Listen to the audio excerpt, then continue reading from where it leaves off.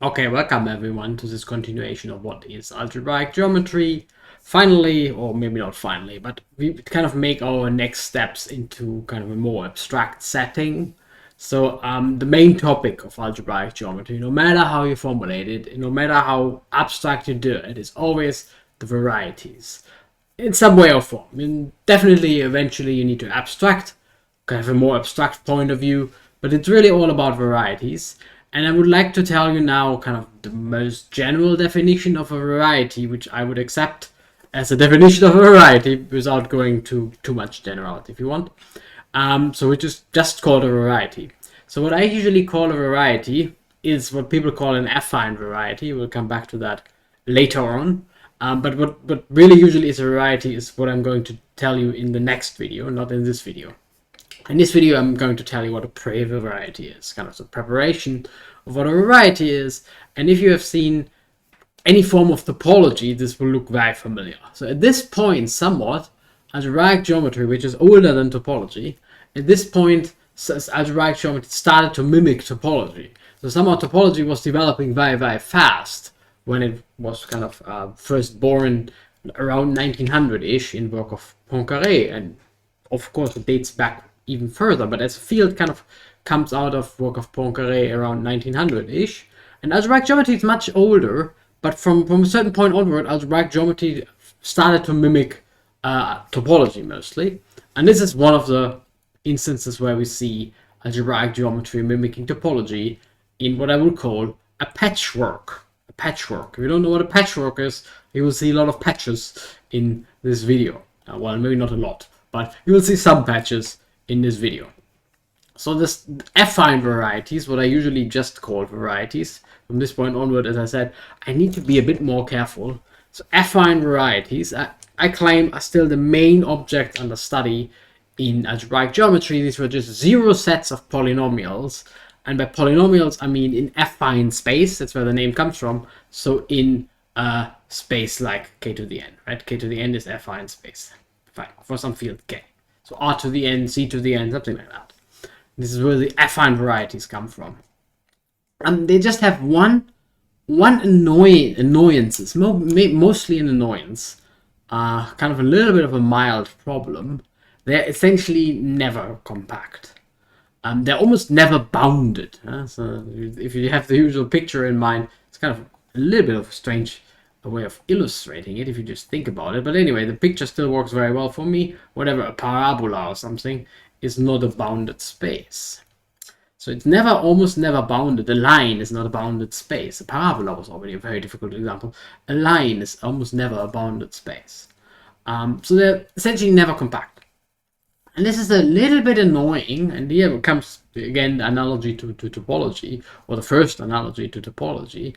In topology, if you study topological spaces, you will learn very, very quickly that, well, certainly there are crazy topological spaces, I don't care about those, but if you study more like manifolds and so on, then the compact ones, like a sphere, are kind of much better behaved than the non-compact ones, like the plane.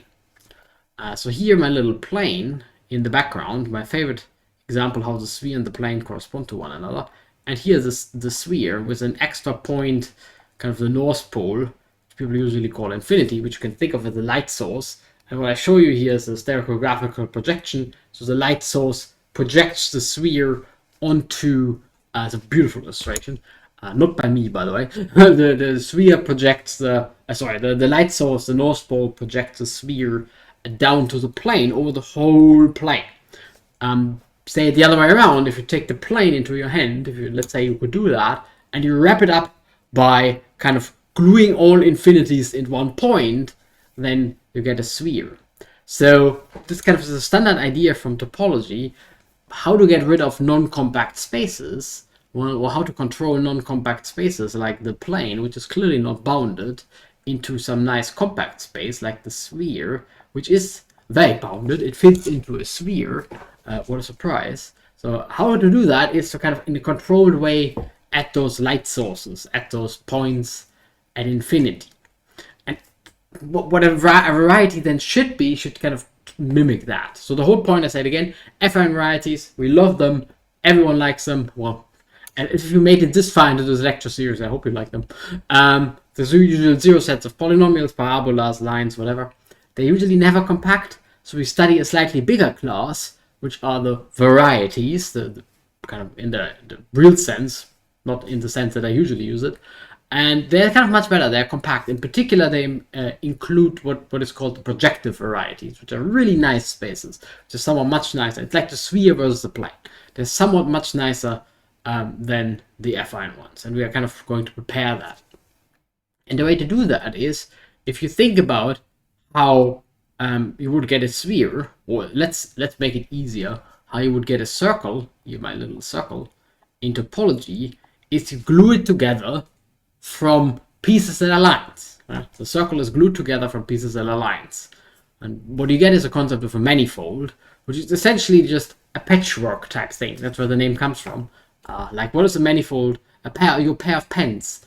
I hope you wear some pair of pens right now. The pair of pens is a manifold, and it's locally a disk, and where the disk, like a patch on your pair of pens, is a disk, and that's a manifold.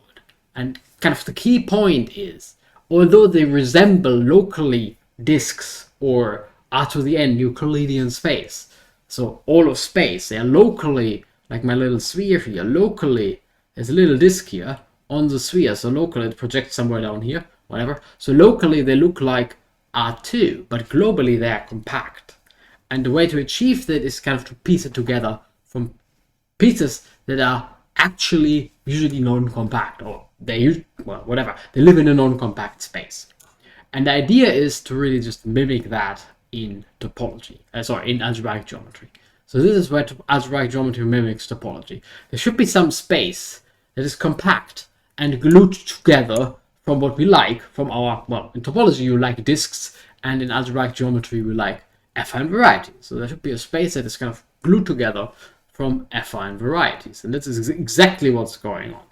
And this gluing is kind of an important strategy in topology, and there's some technicality involved, which I'm not going to mention, which I'm kind of suppressing. Is you can do the same in algebraic geometry. The slight technicality is that the correct topology here is Zariski topology, and the Zariski topology is ugly as fuck. As a topology, it's the right thing to study as from algebraic geometry, but as a topology it's kind of weird, so you need to be a bit more careful. But anyway, and you also need to be a bit careful because we're really interested in ringed spaces in the end, and kind of the gluing needs to preserve the ring property.